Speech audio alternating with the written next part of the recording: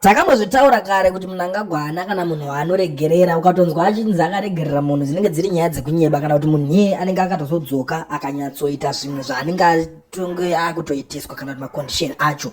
Yamakateerera kudai so ndiyo nyaya version yacho patinokupai ma-updates now nezvinhu zvakasiyana-siyana zvinenge zvichiitika. Nhasi tirikusangana nenyaya panapa parikunzi former tourism minister Walter Mzembi who ended his rising political career under the lead of President Robert Mugabe as foreign affairs minister has been arrested by Zimbabwe Anti-Corruption Commission ZAC for a case dating back to 2018. He will appear in High Court anytime from now. Mzembi returned home from Zambia 3 days ago in a bid to fix unresolved political issues with President Emerson Mnangagwa's government after the 2017 coup fallout. Contrary to media reports, he did not meet Mnangagwa after surprisingly arriving in Harare to fix his proper return home and subsequently failing to meet Mnangagwa. Mzembi, who was former minister and ZANU-PF political commissar Kasukuwere's campaign manager during 2023 general elections, was left exposed and vulnerable.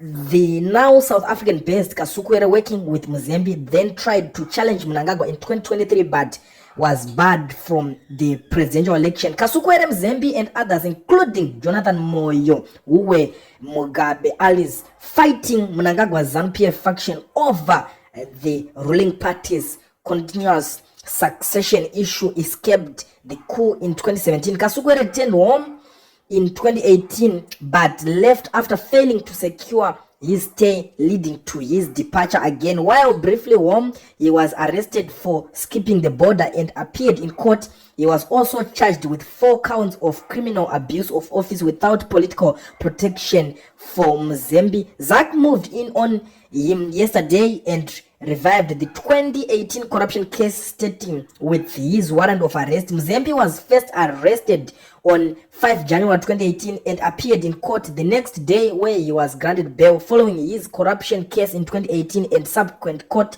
appearances. Mzembi was issued with a warrant in 2019 for skipping trial, where he was accused of converting televisions worth close to $1 million bought for fan packs during the 2010 World Cup hosted by South Africa to his own use. Mzembi was accused of donating 16 television sets worth 800,000 to churches, including the Walter Magaya's led prophetic healing and deliverance ministry and Emmanuel Makandiwa's United Family International Church, among others, to avoid trial. Mzembi left country in 2018, a year after the 2017 coup that brought Mnangagwa to power after ousting Mugabe, facing further allegations including misappropriating 1.6 million mint for the United Nations World Tourism Organization 2013. The National Prosecution Authority gave notice at the time that it would seek Interpol's help to secure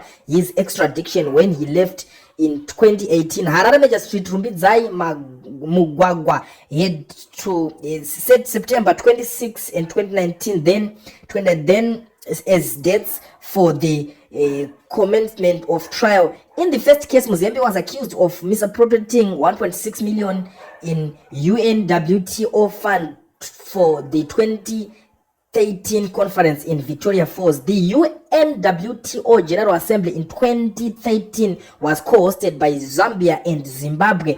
Prosecutors claimed they had recovered 261,386,000 USD of that amount at the time. The second case was of that of TVs. His lawyer was Job Scala, a close relative. Ndo mamirira akaita nyaya dzacho muri kungodzinzwa kuti macharges acho akawandisa ari kutaurwa panapa achipiwa against vaWalter Mzembi. Atizivawo kuti zvinopera sei kana nyaya dzacho dzakumira mamirira akadai so. Vamwe vari kuti it's a political grudge, vamwe vari kuti inyaya dzavo vanozivana, vamwe vari kuti nyaya idzodzidzi dzekuti munhu aizonge achishanda achitambisa mari yenyika achiita zvinhu zvake kana zvecorruption kana kuti abuse of office. Munhu anofanira kuzvisungirwa kuitira kuti chive chedzidzo zvekare kune vamwe mapoliticians vachazobva ipapo igotsanganisira ivo vese vari kushanda navaMnangagwa. Ende tinoziva kuti 2017 pakanzi pari kuitwa coup pakabuda mashoko akasiyana siyana pachinzi zvone the president is safe, we are only targeting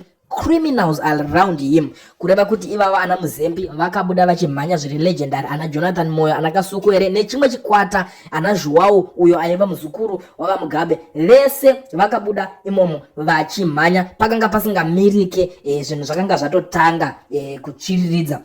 Munongoziva nyaya dzemuZimbabwe ndo mamirire adzinenge dzakangoita. But now ndiri kusangana nenyaya futi zvekare panapa, ndiri kuona zvekupindurwa nemaZimbabweans vari kutaurawo panyaya iyoyi. Umwe ari kuti this is how you will be set free, all the cases are going to be withdrawn for lack of evidence. Next will be that you will be acquitted and be redeployed somewhere in the government. This will happen fast even before Chimombe and Mpofu are released. Mashoko ari kubuda kune maZimbabweans vajaira matongerwa kana kuti chisystem chigame chinoitwa nebato irori reZANU-PF rinotonga zvechipower kunzi aiwa skiri irori rinoitika ndechekuti vachamudedza vomuti tunyanya twako vomusunga pari kunzi igame inenge yakatorongwa iyoyo yekuti vanobva vangobuda vachitaura kuti zvoni haana mhosva atoakwitwa nyaya dzake dzatopera and the rest is history. Muchamuona akupiwa chimwe chigaro zvekare mugovernment. Ndo mashoko ari kutaurika panapa nevanhu vari kutaura nyaya iyoyi. Asiwo vamwe vari kutaurawo vari kuzotaura kuti zvoni according to media reports ari kunzi iye paanga akaenda kuti anoona President Emerson Mnangagwa haana kuzokwanisa kunge achinosangana navo, akavapotsa. So pakuvapotsa ipapo ndobva asangana nevakomana vezake ndobva vamusunga. Ndo mashoko ari kubuda, but pari kunzi ine vamwewo munoziva sei kuti haana kuvaona, nekuti vanhu vemedia vacho ndanani vanogona kunge vari part of the deal, kuti ivo vanoenda vonoonana, vapedza kuonana vobuda zvavo voenda vatoronga zvavaronga, vapedza vatumirwa vakomana kunzi muchaenda munomusungira pakati, munomudaisawo munomisa kwakati, zvobva zvatoshanda zvakadaro maitikiro iwa. Nekuti rumors racho riripo for now, we can't ignore kuti team G40 iri kushanda by all means, they are trying zvese kuti vakwanise kunge vachidzoka kuzogara munyika yekwavo yeZimbabwe. Ende makazvinzwa paya pachinzi zvoni even Jonathan Moyo chaiye uyo akuchemberera ari kunyika yeKenya ari kutozama by all means kutaura naamai Grace Mugabe kuti vange vachinomusiya, vange vachinomutaurira, kumubatsiridza, kumukumbirira ruregerero kunava Mnangagwa kuti ange achizokwanisa kudzoka munyika yeZimbabwe. Ndo dzimwe dzenyaya dziriko dziri kubatika, dziri kusanganiswa panyaya iyoyi yava Mzembi. Asi zvamanje nyaya yacho vamwe vari kuvhunduka nazvo kusungwa kwaitwa Walter Mzembi, asi vamwe havasi kana kutomborwa nehana nenyaya iyoyi, nekuti vari kuti aiwa ZANU-PF mashandiro ayo catch and release tave kumaziva, tinoziva zvinenge zvichiitirwa.